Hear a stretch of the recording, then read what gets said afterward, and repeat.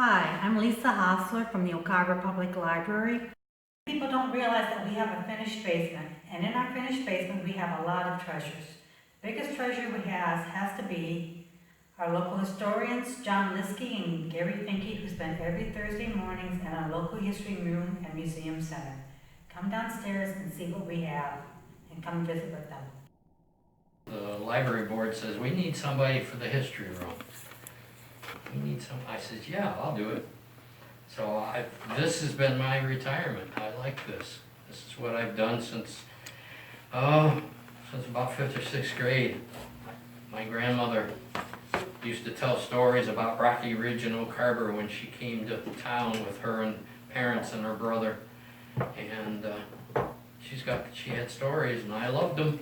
So this is what I do. Keeps me sane.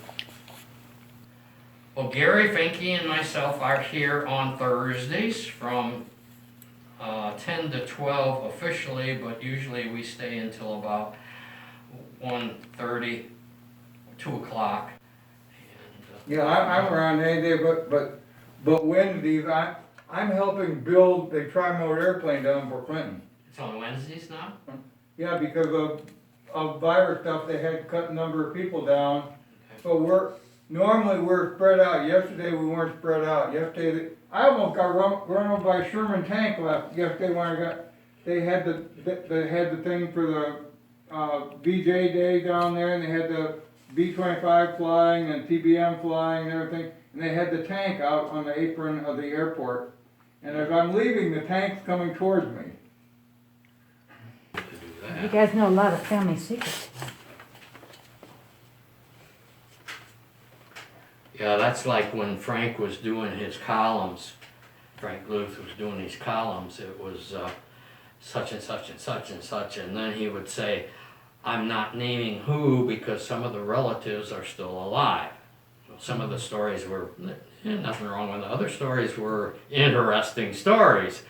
I was in the middle school building, which was the whole school building, for 23 years. I spent 12 years of school in there from first grade on up. And then from there, I taught there for 7 years. And I had 4 years when I was in college that I was there every vacation and before school, college started and after school. So I was there for ever and ever. I knew all the hiding spots in that building. I can tell you where they are in the basement and everything else. We used most of them when I was in school. I was there, and that's why I know people. He knows the buildings. But between my dad's store and that he had from 1950 through 85, plus being in the school, I know a ton of people. And I can tell you who related to who. Because we used to sit in the lounge the first few weeks of school and go through who related to who and who you had to watch saying something about certain people against. Not had fun because my cousin, she taught there and kids would start talking about her, and I'd wait till they hung themselves, and then I'd say, you know, you're talking about my cousin. That was always good for to watch somebody just sink right down their seat. I had girls in drafting from 1969, 70. I had the Gaxter girl. I actually did drafting stuff on dress designs. I got the drafting books and everything, and she worked in dress design. She went to college and that, and I actually had her, and she would do and make patterns and everything for her part of drafting. That's fascinating. So I had girls that started out in architecture, drafting, and everything else. We didn't have them in the shop, woodworking, and everything else till we got to the new school. This room and the whole basement was finished in 2007 or 2008, and this room was designed for a museum. or designated as the museum. And we've expanded a little bit out in the other room, but when I first came in, I started in 2009 when I retired from the village, and I first started, the first day in, there was virtually nothing here. We had the table and chairs, we had the card catalog, File cabinet. the gray steel file cabinet, and what you see on the walls, and that was it. Everything else has been moved in over the years. Cert desk is from 1936, was in the library or bought for the library when the library was over on Water Street, basically where Priestman Printer is right now. These tables, we're not sure whether they come from over there, but they definitely came from the white frame library that was And sitting from the looks of them, they were made here in town. They aren't something that you would go out and buy just by the construction. Anyhow, when I first walked in the first day, I saw all the glass, and I thought, oh, look at all the wasted space, you know. But I very much like that it is glass windows because you don't feel enclosed. It's It'd be awful small. It would feel small, yes, very small. But it's very nice to look out, actually see people coming in. They can see you, so they know where they gotta go to come in here. And so it's worked out well. This out here was the reading room, and the furniture, and the fireplace, and the shelves was made possible by the estate of Margaret L. Grieger. She works at Gordon Lumber. She was the bookkeeper over at Gordon Lumber. Gordon Lumber. I will tell tales. She was a little short person, very, very short person, and But she spoke, you obeyed. you obeyed. She knew what she was doing. So then, in 2015, Judge Don Rogowski passed away, and in his estate, he left us a lot of money. And the board president, Kathy Steinmiller, decided that we should have display cases out here. So we have 7 matching display cases plus 1 extra here. And the one down there in the corner. Yes, the one down here in the corner for the judge. Those are all non-published books that Judge Rogowski wrote. Yeah. And actually, in 2015, when we filled these cases, and we've added more since, everything that we put in here was in that room. We just can't, right now, we can't believe that everything that's out here was in that room. And We only have about 3 empty shelves. yeah, we have found that when you have the lights up, people have a tendency to come in, do their business, get what they need, and leave. When we have the lights dimmed, and they were dimmed in the other room also, people are more comfortable, they sit down, and they talk to you, and they tell you stories, which you never would have gotten if they would have left right away. So we find it very relaxing. Do you write the stories down that they tell you? A lot of times we write them down if it concerns a specific person. Other times we don't write it down because, yes, we already know, and or there are books in the other room where we first started that have narratives, written narratives that cover a lot of the stories. And then, my bad, but I have files galore at home where a lot of those stories are. A lot of the stories are what we've heard, the oral history come down through the years, but a lot of them are like the oral histories that you can get at the library on CD. They're specific to a certain person. And they, every once in a while there's a interesting and or juicy part in the story.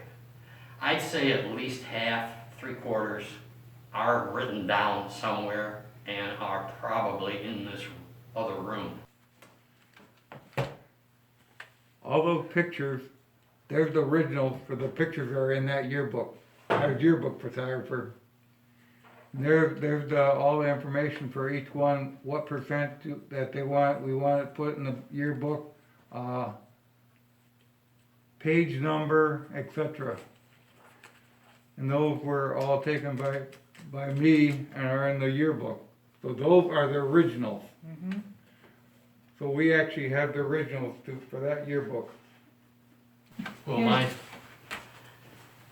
my daughter, I don't know about my son, but my daughter knows that everything Oak Harbor history comes here. My wife has a little bit of interest, but that's not her thing. So it may come sooner than later. That is the file cabinet from the theater, elevator and everything up there from the 1900s. It is in my house.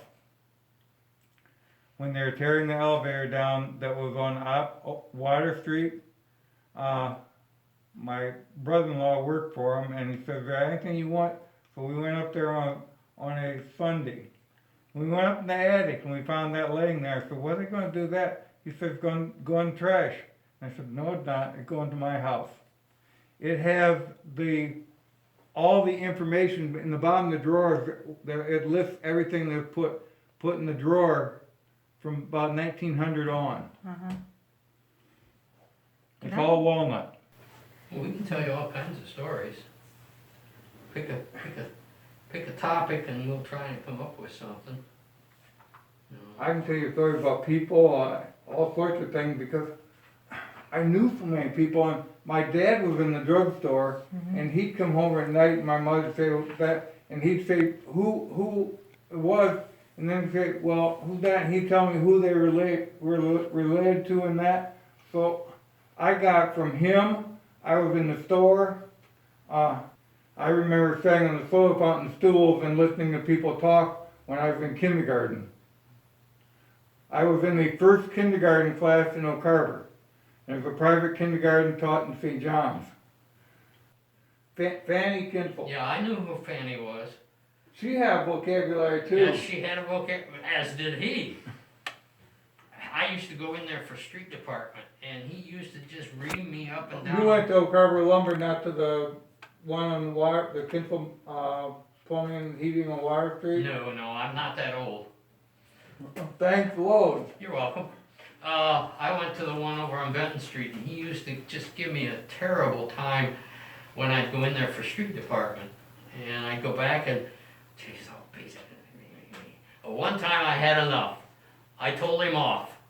By golly, after that, the nicest guy, he helped me, all he needed was not to intimidate me, and he was doing it to intimidate me, so I would talk back to him. Most of these older guys that, you know, they give you a hard time until you realize that's all they were doing, so you give them a hard time.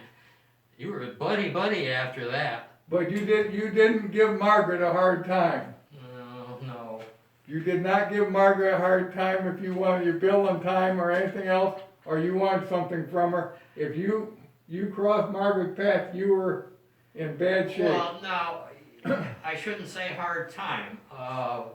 If you would talk back to them the way they talked to you, they loved it. You give them a hard time, yeah, they'd give you a hard time, but you didn't do that. You knew better. So that's like him. I just give him a hard time. He was old, you know. Well, I remember I remember playing in the stores uptown because there were so many kids that were with me at my age that parents had stores uptown. We would play in the stores, Van Etta's, McFessel's, Fellhaber's, the Portage store, my dad's store, Wolf's, the hotel. I remember playing in the bar in the hotel on Sundays because Billy D. Hubbard and the Hubbards lived upstairs and they owned the managed hotel. On Sundays we played in the bar. They had a shuffleboard machine and a pinball machine, and we could play with the pinball machine and shuffleboard all we wanted. They had a bowling alley machine for a while, and we could play with this stuff. The bar was closed on Sundays, so we could play. if somebody said now that their kid played in a bar, they'd probably be ostracized. Gary's extremely good in finding people and stuff. I know the history of a lot of the buildings and businesses. And then Dick Martin knows a little bit about everything. Dick Martin, you tell him you want to know something, and he digs. I mean, he goes all over the place, Elmore and Bowling Green and Port Clinton and here, and you tell him you want to know something, he usually finds out everything about it. If he didn't find it, it's probably not available.